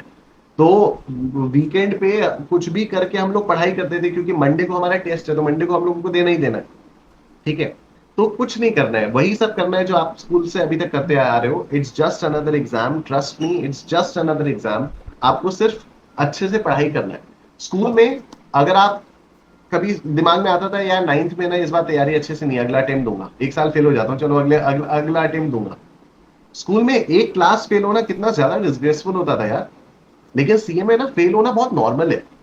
तो ये इतना ज्यादा नॉर्मलाइज हो चुका है, और आप खुद देखो कितने सारे लोग, एक सवाल ये आता है हमेशा कि सिर्फ इतना इतना लो परसेंटेज क्यों आता है सीए में? 11% का रिजल्ट, 12% का रिजल्ट, 13% का रिजल्ट क्यों आता है? मैं कहता हूँ आप बाकी जितने भी स्टूडेंट्स हैं जो अनसक्सेसफुल हुए हैं, आप एक बार उनसे पूछो क्या वो जेन्युइनली ऑनेस्टली प्रिपेयर्ड थे। मतलब मैंने तो खुद इतने सारे अटेम्प्ट्स दिए और मुझे मालूम है कि मैं जेन्युइनली ऑनेस्टली प्रिपेयर्ड ही नहीं था। तो जब मैं प्रिपेयर्ड नहीं था तो मैं क्या कर रहा हूँ? मैं परसेंटेज ही तो लो कर रहा हूँ ना। मतलब मैं 100 लोग बैठे हुए हैं, ठीक है, उनमें से एक मैं हूं जो जिसने पढ़ाई नहीं की भी है, जिसको पता है वो फेल होने वाला है। तो अब जो रिजल्ट आएगा वो मैक्सिमम कितना आ सकता है? 100% तो नहीं आ सकता ना, मैक्सिमम 99% ही तो आ सकता है। क्योंकि एक तो और चला गया, और मेरे जैसे और कितने सारे लोग होते हैं। आप एग्जाम हॉल में जाओ तो आपको पता चलेगा एग्जाम हॉल में कितने सारे ऐसे लोग होते हैं जो बस बैठ के बकर कर रहे हैं, उनको कुछ करना ही नहीं है, वो है ही नहीं। तो इसीलिए सीए का रिजल्ट लो जाता है, और लो जाता है तो फिर प्रॉब्लम होती है। मतलब यस अभी मैं एग्री। रिसेंटली एक मेरा सेशन हुआ था आईसीएआई दुर्गापुर में, एक सेशन हुआ था इनकम टैक्स एक्ट 2025 के ऊपर था। तो वहां पर किसी एक स्टूडेंट ने ऐसे ही बहुत इरिटेशन और फ्रस्ट्रेशन से कहा कि क्यों सर सीए इंटरमीडिएट का जो फाइनेंशियल मैनेजमेंट वाला पेपर था उसमें सीए फाइनल का क्वेश्चन घुसा दिया। मैंने कहा ठीक है, कितने मार्क्स का? तो बोला 8 नंबर का। मैंने कहा पेपर कितने मार्क्स का होता है? 100 नंबर का होता है ना पेपर। तो अगर तू 8 नंबर हटा दे तो आउट ऑफ 92 तू कितने ला रहा है? हमारी प्रिपरेशन इतनी खराब है कि हम लोग अगर एक क्वेश्चन थोड़ा सा आउट ऑफ सिलेबस आ गया तो हम फेल ही हो जाएंगे। हमारे फेल होने का कारण वो 8 नंबर का क्वेश्चन नहीं है दोस्त। हमारे फेल होने का कारण क्या है? स्कूल में अगर 92 मार्क्स, अगर एक क्वेश्चन 8 नंबर का इधर उधर से आ जाता तो हमारे 92 में से 90 आते हैं ना। अगर हम स्कूल में पेपर दे रहे होते, कभी कभी होता था ना स्कूल में भी कि ये वाला क्वेश्चन तो पता नहीं कहां से ही आ गया, तो ये वाला क्वेश्चन नहीं किया, लेकिन बाकी जो 92 मार्क्स का पेपर आया है उसको तो हमने अच्छे से सॉल्व किया ना। उसमें से हमारे 80, 85, 90 कुछ तो बनते ना हमारे, अगर हमने पढ़ा होता तो। अब 100 नंबर के पेपर में से 8 नंबर का एक क्वेश्चन इधर उधर से आ गया, तो आप कह रहे हो आपके 35 आए, ठीक है, मैं कह रहा हूँ चलो आपके 35 आए, वो 8 नंबर का पेपर, वो 8 नंबर का अगर क्वेश्चन हो भी जाता आपके 43 मार्क्स आ जाते। 43 कोई बहुत बढ़िया स्कोर है, फिर आप एग्रीगेट में रुक जाते। 43 कोई बहुत बढ़िया स्कोर तो नहीं है ना। तो मैं तो मतलब वो जो पूरा that was a classroom full of 150 students. मैंने मैं वाकई में ऐसे चिल्लाया था, मैंने कहा इतनी खराब है तुम्हारी प्रिपरेशन कि एक क्वेश्चन अगर इधर उधर आज से आ जाए, एक क्वेश्चन थोड़ा सा आउट ऑफ सिलेबस आ जाए, अगर एक क्वेश्चन 6 नंबर का क्वेश्चन, 8 नंबर का, मैं कह रहा हूँ 20 नंबर का क्वेश्चन आ जाए तो तुम सीधा फेल ही हो जाओगे। इतनी खराब है क्या प्रिपरेशन? तो यार ये ना सारा सारा का सारा गेम माइंडसेट का है। इट्स जस्ट कि बाकी चीजों के लिए अगर आपने प्रिपेयर किया हो तो फिर आप कैसे फेल होगे? मेरे पास एक स्टूडेंट का और कॉल आया था, 2-3 साल हो गए उसको। उसका कॉल आया था कि सर आईसीएआई ने मुझे मार्क्स ही नहीं दिए, मैंने अपने सजेस्टेड आंसर और अपनी आंसर शीट को टैली किया, और 6 मार्क्स का एक पूरा मेरा क्वेश्चन है, उस पर आईसीएआई ने टिक लगा रखा है और वो हुआ ही नहीं है। और सर उसी वजह से मेरे 35 मार्क्स आए, अदरवाइज मेरे 41 मार्क्स आते और मैं जो है मेरा क्लियर हो जाता। मैंने कहा तो 41 ही आते ना यार, ऐसा तो नहीं है ना कि उसको करने के बाद आपके 80s में मार्क्स आ रहे हैं, कुछ आ रहे हैं। सी, मेरा एक सिंपल सा कहना होता है जो पेपर है पूरे इंडिया के लिए सेम है, मटेरियल पूरे इंडिया के लिए वही है, तुम्हारे पास भी उन्हीं टीचर्स का एक्सपोजर है जिन टीचर्स का बाकी स्टूडेंट्स के पास एक्सपोजर, तुम्हारे पास भी उतना ही टाइम है जितना टाइम बाकी स्टूडेंट्स के पास है, तुम्हारे पास भी वही नोट्स है, वही मटेरियल है, वही यूट्यूब है, वही टीचर्स है, सब कुछ वही है। फिर भी उतने ही टाइम में कोई स्टूडेंट 90s में मार्क्स ला रहा है और कोई स्टूडेंट पास होने के लिए भी स्ट्रगल कर रहा है, तो डिफरेंस स्टूडेंट्स में हुआ ना। डिफरेंस तो ये हुआ ना कि यार जो बंदा 100 नंबर के पेपर में जैसे जिस जिस अटेम्प्ट में 8 नंबर का फाइनल वाला क्वेश्चन इंटर में डाल दिया था, क्या उस अटेम्प्ट में स्टूडेंट्स के अच्छे मार्क्स नहीं आए होंगे? आए होंगे ना, डेफिनेटली आए होंगे। अभी इस बार रिसेंटली आई थिंक मई 26 या जनवरी 26 वाला कोई पेपर था सीए फाइनल का, उसमें लोग कह रहे थे कि एएफएम का पेपर पूरा एआई से बना दिया था, वो अलग लेवल का पेपर आ गया था या कुछ तो था, आई थिंक मई 26 था या जो भी वाला पेपर था। क्या लास्ट सारे स्टूडेंट्स फेल हो गए? क्या सारे स्टूडेंट्स फेल हुए? चार्टर्ड अकाउंटेंट्स तो उस अटेम्प्ट में भी बने ना, कई सारे लोगों ने तो वो भी क्रैक किया ही ना। वो क्यों क्रैक किया? क्योंकि उन लोगों के कॉन्सेप्ट्स क्लियर थे, उन लोगों ने अच्छे से क्वेश्चंस को, उन्होंने उस चीज पर फोकस किया जो चीजें उन्हें आती थी, ना कि उन चीजों पर जो चीजें उन्हें नहीं आती थी। अब अगर हम हमारा पूरा फोकस 100 नंबर में से हमारा पूरा फोकस 8 नंबर पे जाएगा या 6 नंबर पे जाएगा कि यार ये तो आउट ऑफ सिलेबस आ गया, ये आईसी एआई कैसे कर सकता है, अब तो मैं इसी की वजह से फेल हूं, तो यार तुम पहले से ही फेल ही घुस रहे थे यार एग्जाम हॉल में। मतलब वो अगर 8 नंबर का पेपर नहीं है, आउट ऑफ 92 कितने आए तुम्हारे, तुम ये बता दो। तो ये इशू है यार। That's great. So back to the topic our Unacademy. एक इंसिडेंट हुआ था मेरे साथ। इंसिडेंट तो क्या ही बोल सकते हैं कि when I was in foundation, मैंने मोस्टली यूट्यूब से किया था। एंड आप अंशुल सर और जतिन सर, आप तीन लोग थे जिसकी वजह से मैं मैथमेटिक्स और अकाउंट में पास हुआ हूँ। क्योंकि उसके लिए thank you so much sir for your free content YouTube में आपने डाला था इसके लिए। सो अनअकैडमी की बात हो गई तो आपने why did you left Unacademy and एकाग्रता में कैसे ज्वाइन हुए, उसकी कहानी क्या थी सर? यार अन अकेडमी में ना एक they they came up with the policy overnight. वो एक पॉलिसी लाए थे कि अब से किसी भी टीचर का कोई एक इंडिविजुअल सोशल मीडिया हैंडल नहीं होगा, या इंडिविजुअल सोशल मीडिया हैंडल पे आप कुछ पोस्ट नहीं करोगे। तो उस समय मेरे उस पे इंस्टाग्राम पे कोई 67,000 फॉलोअर्स थे। तो और अच्छा बहुत तेजी से उसने पिकअप किया था। And I also recently started another channel, उस पे भी मेरे कुछ 3-4 हजार फॉलो कुछ ऐसे ही थे। फिनटैक्स बाय निशांत वाला चैनल भी मैंने स्टार्ट किया था। तो जो भी मेरा ये चैनल होता था इंस्टाग्राम का, उसमें मैं अनअकैडमी से रिलेटेड जो भी मैं कोर्सेज वगैरह लेता था वही वही सब प्रमोशन होता था, या कुछ सीए स्टूडेंट से रिलेटेड कुछ हेल्पफुल टॉपिक्स के बारे में हम लोग बात करते थे। बट आई गेस कुछ ऐसे टीचर्स थे जो ऐसा करते रहे होंगे कि अपना स्टूडेंट बेस बनाकर फिर अनअकैडमी छोड़ के वो सारे स्टूडेंट्स भी अपने साथ ले जाते थे। तो Unacademy got really scared about these things. तो Unacademy came up with this policy, और वो ओवरनाइट पॉलिसी आ गई थी। तो फिर इस पॉलिसी की वजह से छोड़ना पड़ा अनअकैडमी कि यार ये वाली पॉलिसी तो एक्सेप्टेबल नहीं है। तो इस वाली पॉलिसी की वजह से अनअकैडमी छोड़ना पड़ा था।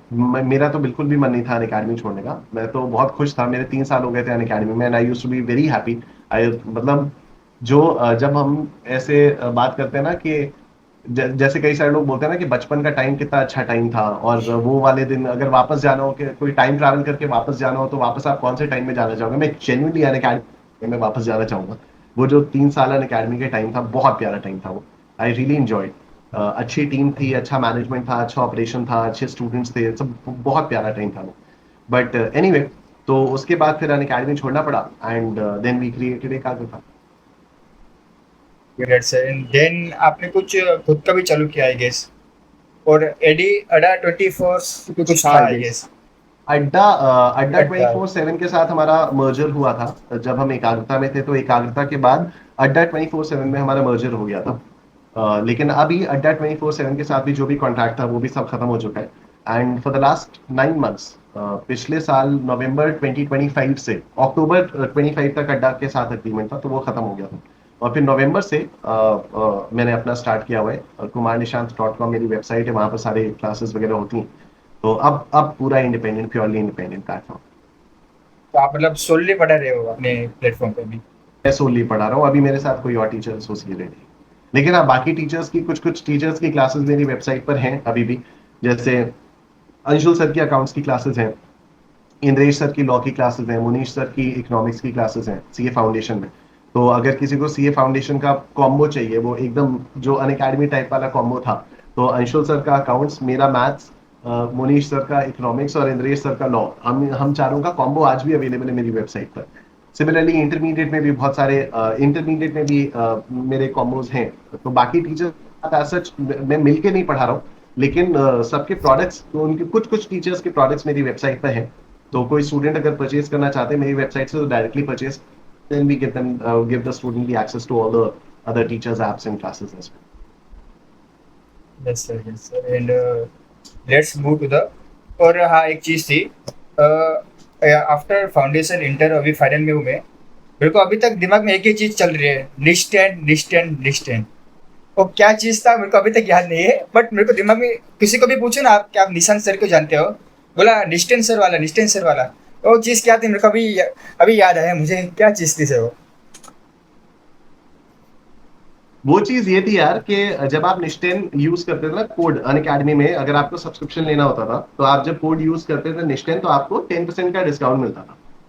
तो वो कोई भी टीचर अपना अपना कोड इसलिए प्रमोट करता था क्योंकि उससे अनअकैडमी को पता चलता था कि इतने रुपए का रेवेन्यू इस टीचर से आया। तो निष्टेन कोड वाज एसोसिएटेड विद मी।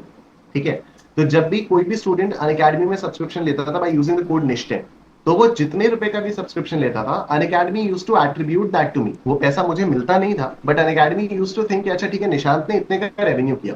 तो उसके बेसिस पे जब हम लोगों को अपना पेमेंट वगैरह बढ़ाना होता था तो हम उसके बेसिस पे बात करते थे कि देखो मैंने इतने, मैं जैसे कर रहा था मैं निष्ठेन कोड को यूज करके इतना तो यार मेरा बेस पे आपका बढ़ाना चाहिए क्योंकि मैं इतना revenue I am able to bring that much money back to Unacademy.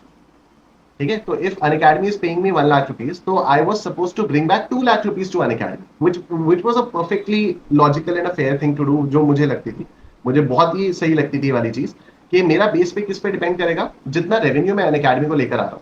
कभी कभी ऐसा भी लगता था कि यार ठीक है तुम टीचिंग को भी थोड़ा सा देख लो ना, कि तुम सिर्फ रेवेन्यू बेसिस पे, क्यों हो सकता है may be a very good teacher but I may not be that good marketeer. तो बट ठीक है वो अपनी अपनी चीजें हैं। बट ऐसा होता था तो if Unacademy is paying me 1 lakh, I was suppose to generate at least 2 lakh rupees of revenue. अगर मैं 2 लाख रुपीज का रेवेन्यू नहीं लाता था तो अनअकैडमी मेरा 1 लाख रुपीज का जो बेस पे है उसको कम करता था। तो दैट्स व्हाई एवरी टीचर, जैसे आयुषुल सर बोलते थे कि कोड यूज करो आयुषुल, ठीक है, मैं बोलता था मेरा कोड यूज करो निष्ठेन, इंद्रेश सर बोलते थे मेरा कोड यूज करो आईजी सर, मोनीश सर बोलते थे मेरा कोड यूज करो एमवी सर, है ना, अखिलेश सर बोलते थे मेरा कोड यूज करो डागा 10। तो every teacher had this code जिससे अनअकैडमी को पता चलता था कि ये रेवेन्यू इन टीचर की वजह से आया है। तो दैट वाज, बट आपका अलग ही दिखता था हर बार।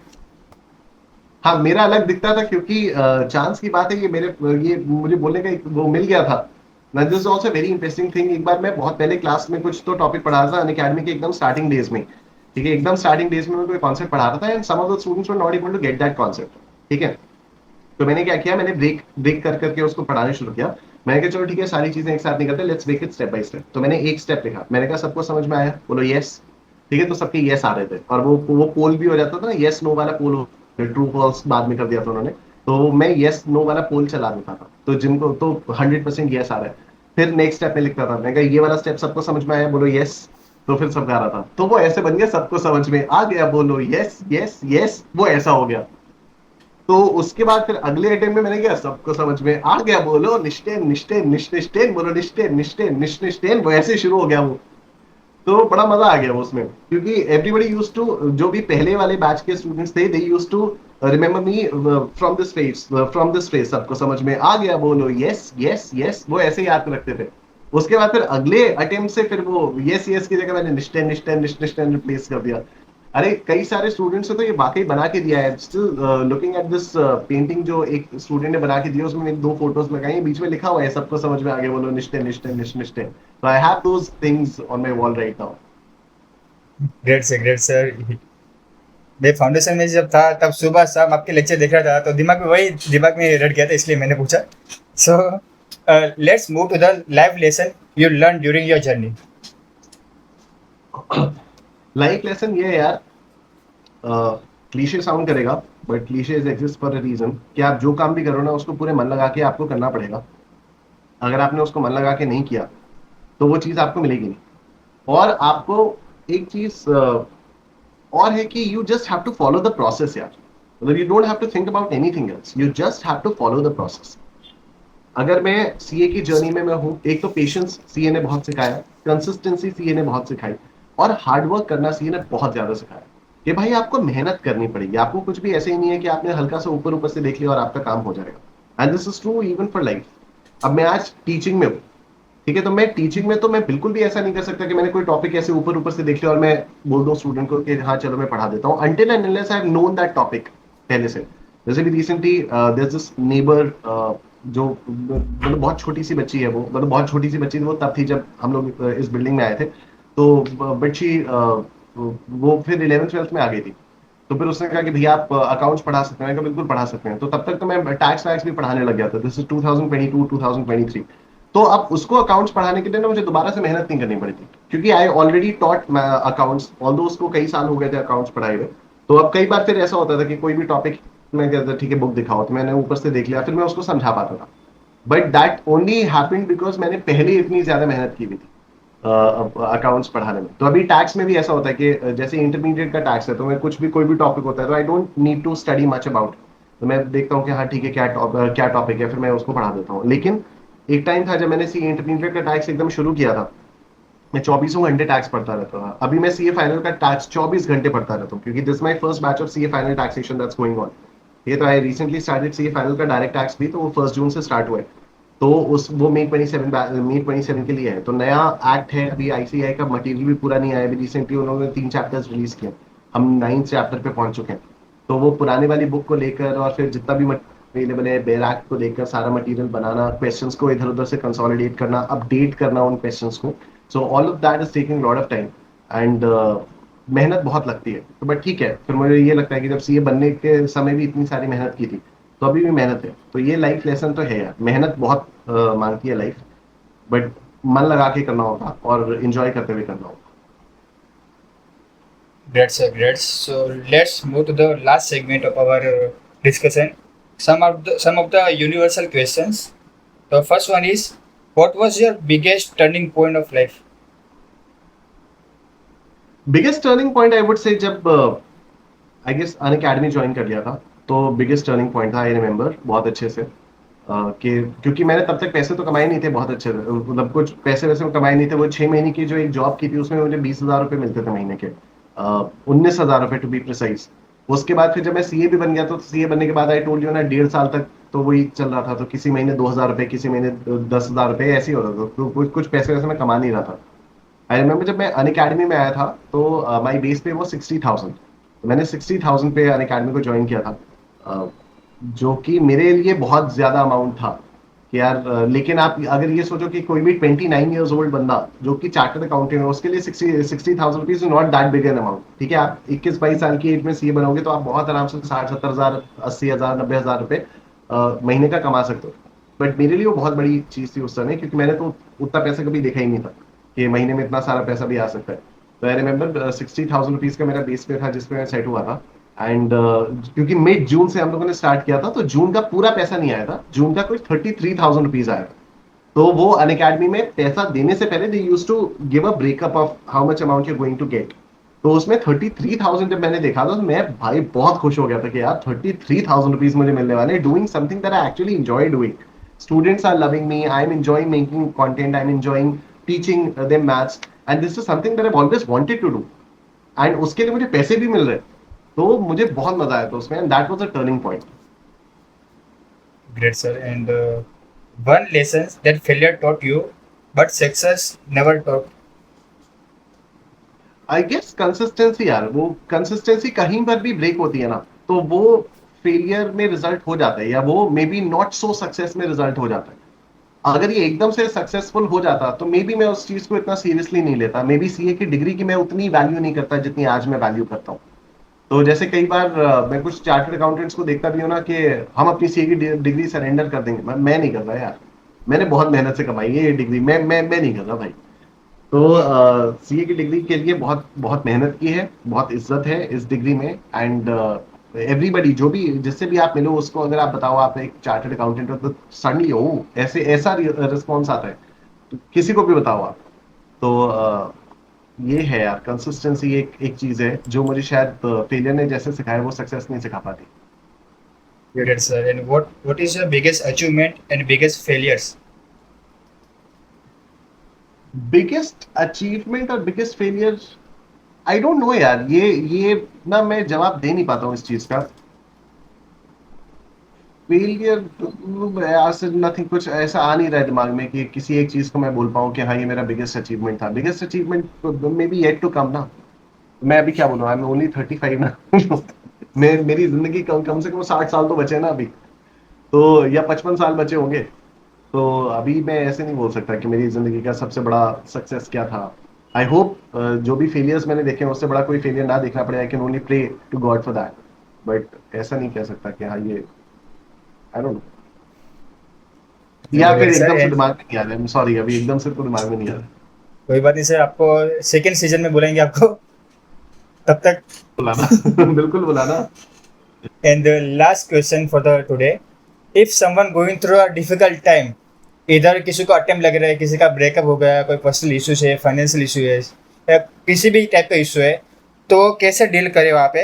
एंड या कि कोई कौन सी एडवाइस देना चाहोगे आप कि भाई कि अभी उस फेस में है वो लोग। बहुत बढ़िया क्वेश्चन है यार। इसमें शायद मैं थोड़ा सा टाइम भी लूं बताने के लिए। क्या होता है जब हम किसी भी डिफिकल्ट फेज से गुजर रहे होते हैं ना, हमें लगता है that's the end of life. ठीक है, मेरे भी ब्रेकअप्स हुए हैं and I have cried like anything during breakups. मुझे यार पहली गर्लफ्रेंड के साथ जब मेरा ब्रेकअप हुआ था मैं स्कूल में था, और मैं अपने दोस्तों के साथ कह रहा था कि यार अब तो मैं किसी से जिंदगी में शादी ही नहीं कर पाऊंगा। ठीक है, मैं तो इससे इतना प्यार करता था और मेरी तो पूरी जिंदगी खराब हो गई है। मैं 17 साल का था उस समय। 17। मतलब सोच सकते हो मैं 17 साल का था उस समय। ठीक। एंड 17 साल की एज में मैं क्या सोच रहा हूँ कि एक एक लड़की के साथ अगर मेरा ब्रेकअप हो गया तो मेरी जिंदगी बर्बाद हो गई, तो मैं दोबारा कभी प्यार में नहीं पड़ूंगा। तो मेरे एक दोस्त है, उसने कहा 2 महीने। तू 2 महीने दे बस, देख के 2 महीने में तू हमें बताएगा तेरी दूसरी गलती है। तो I'm not belittling the concept of love. I'm not belittling the concept of having a girlfriend. I'm not making fun of this at all. All I want to say is कि जो भी चीज, जिस भी फेज से आप गुजर रहे हो, चाहे वो फाइनेंशियल प्रॉब्लम्स हो, चाहे वो रिलेशनशिप प्रॉब्लम्स हो, चाहे वो पढ़ाई की प्रॉब्लम्स हो, या कुछ भी हो, इट विल पास। वो हो जाता है। वो हो जाता है, आपको पता भी नहीं चलता। उस समय आपको लगता है कि पूरी की पूरी दुनिया उस पर टिकी हुई है, और पूरी जिंदगी आपकी उस पर टिकी हुई है कि अगर ये चीज मुझे इस समय नहीं मिली तो मेरी पूरी जिंदगी बर्बाद हो जाएगी। ऐसा नहीं होता। ऐसा मैं सीए के स्टूडेंट्स को भी बोलता हूँ। कई सारे स्टूडेंट्स मुझे टेक्स्ट करते हैं कि सर मेरे इंटरमीडिएट में 6 अटेम्प्ट्स हो गए, 8 अटेम्प्ट्स हो गए, मैं क्या करूं। मैं बहुत आराम से बोलता हूँ कि भाई छोड़ दो। अभी तुम्हारी एज क्या होगी, 22-23 की तुम्हारी एज होगी। तुमको ऐसा लग रहा है कि तुम सीए अगर नहीं बने तो जिंदगी बर्बाद हो जाएगी। ऐसा नहीं होता। दुनिया में बहुत ज्यादा सक्सेसफुल लोग हैं जो सीए नहीं है, लेकिन वो फिर भी सक्सेसफुल है ना। लेकिन बहुत ज्यादा सीरियस भी हैं जो बहुत ज्यादा सक्सेसफुल है। तो इट्स नॉट कि अगर आपको कोई एक चीज नहीं मिली तो आपकी जिंदगी खत्म हो गई। इट्स नॉट कि अगर आपको कोई एक बंदी नहीं मिली तो आपकी जिंदगी खत्म हो गई, कोई आपको एक डिग्री नहीं मिली तो आपकी जिंदगी खत्म हो गई। आज अगर मेरा मन कर रहा है कि मैं किसी फैंसी रेस्टोरेंट में जाके खाना खाऊं, और अगर आज मैं नहीं खा पा रहा हूँ बिकॉज ऑफ फाइनेंशियल प्रॉब्लम्स, तो ऐसा नहीं है मेरी जिंदगी खत्म होगी। मैं कल खाऊंगा, कल मैं और बेहतर तरीके से खाऊंगा। जाकिर खान ने एक बात बोली थी कि अगर आज आपको एक शर्ट चाहिए तो दुनिया इतनी बड़ी खराब है कि वो शर्ट आपको आज तो नहीं मिलेगी, ठीक है, और कल तो बिल्कुल भी नहीं मिलेगी, क्योंकि हो सकता है परसों कोई सूट आपका इंतजार कर रहा हो, परसों कोई बेहतर सूट आपका इंतजार कर रहा हो। तो this is the thing that I constantly keep on telling myself also, कि यार जिंदगी बहुत बड़ी है। We just make it very small and we just look very closely, और उसी की वजह से हम लोग परेशान होते हैं, या कंपैरिजन हम लोग करते रहते हैं तो हम परेशान होते हैं। एक और चीज है जिसको मैं हमेशा अपने आप को बोलता रहता हूँ, टू कभी भी इस ऐसे डिफिकल्ट फेज से गुजरने के लिए। तो एक मैंने इंटरव्यू देखा था ऋतिक रोशन का बहुत पहले। तो उसमें अनुपमा चोपड़ा के साथ इंटरव्यू था, एंड शी सेड कि अगर ऐसा कुछ होता होगा कि कभी आपने कोई शॉट दिया, उस शॉट पे कोई एक प्रॉब्लम आ गई या किसी और ने कुछ कर दिया, and you are completely charged up for that shot, and you were like कि ये तो मेरी जिंदगी का बेस्ट शॉट है, लेकिन फिर किसी वजह से वो शॉट अगर अच्छा नहीं हो पाया, तो how do you cope up with that. तो ही सेड कि आई थिंक अबाउट डेथ। देखिए डेथ डेथ के बारे में सोच के क्या होगा। तो ही सेड कि इन 100 years we'll all be dead and it won't matter। तो यही, ये वाली चीज मैं अपने लिए भी कई बार सोचता हूँ कि अगर मुझे कोई चीज चाहिए, अगर मुझे लगता है कि यार कोई क्लास है, वो क्लास मेरी एकदम परफेक्ट होनी चाहिए, वो क्लास मेरी उतनी परफेक्ट नहीं हो पाई है, तो earlier I used to get very very worried about it, कि यार ये वाली क्लास में मैंने सोचा था कि मुझे इस तरह से पढ़ाना है, मैं इस तरह से नहीं पढ़ा पाया। मैंने सोचा था मेरे नोट्स इस तरह से प्रिपेयर होने चाहिए, मेरे नोट्स इस तरह से नहीं प्रिपेयर हो पाए। प्रॉब्लम क्या होती है जब हम कंपेयर करते हैं अपने आप को उन लोगों से जो हमसे बहुत ज्यादा सालों से इस इंडस्ट्री में है, and this is true for all kinds of people. अगर आप कोई बिजनेस कर रहे हो, कोई भी बिजनेस कर रहे हो, तो you will start comparing yourself पहले से ही किसी एक ऐसे बंदे से जो आपसे पता नहीं कितने सालों से काम कर रहा है, जिसने पता नहीं कितना ज्यादा मेहनत की है, कितना ज्यादा घिसा है. आपको मालूम ही नहीं है उसकी स्ट्रगल्स के बारे में, बस आप उसकी सक्सेस से अपने फेलियर को कंपेयर करो. तो that is not something that you should do. तो अगर कभी मेरे साथ भी कुछ ऐसा होता है, कंपैरिजन देखो ह्यूमन नेचर है, होता ही है कंपैरिजन. ठीक है, तो मैं भी कंपेयर करता हूँ अपने आप को कि यार उस टीचर के पास तो इतने बच्चे हैं, मेरे पास इतने बच्चे क्यों नहीं है, या मेरे पास इतने बच्चे कब आएंगे, या कुछ भी इस टाइप की चीज होती है. या ये वाली क्लास में मैं जितने अच्छे से मैं पढ़ा सकता था उतने अच्छे से मैंने नहीं पढ़ाया. पता होता है वो. तो फिर यही वाली बात है कि ठीक है यार, अगली क्लास में और बेहतर करने की कोशिश करें. इन 100 years will all B dead in format. यही बात है. That's all for today. Thank you so much, Nishan sir, for your time, your inspiring journey. I hope अपने जो जितने भी हमारे दोस्त देख रहे हैं सबको इंस्पिरेशन मिलेगी, मोटिवेशन मिलेगी और गाइडेंस मिलेगी कि आगे क्या क्या हो सकता है. So thank you so much. Thank you so much Abhishek for